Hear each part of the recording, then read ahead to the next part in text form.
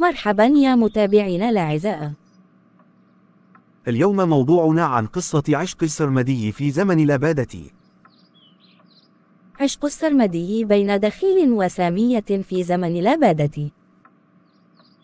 دخيل: بحرت في بحور العشق تائها مجنونا، استقصي أخبارها في ذاكرتي وأنا أجهش بالبكاء كل ليلة على فراقها قرابة 9 أعوام من الألم والحزن.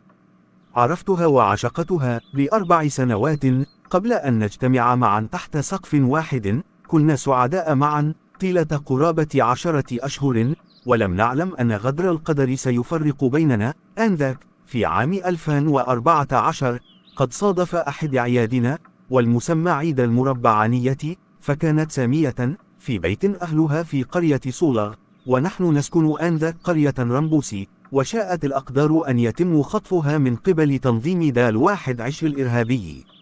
وقد ضاقت بنا الحياة وأنا أتألم على فراقها. نقشت اسمها على ظاهر اليد، وفي كل ليلة وأنا أتجرع الوجع والحزن ناظرا لاسمها.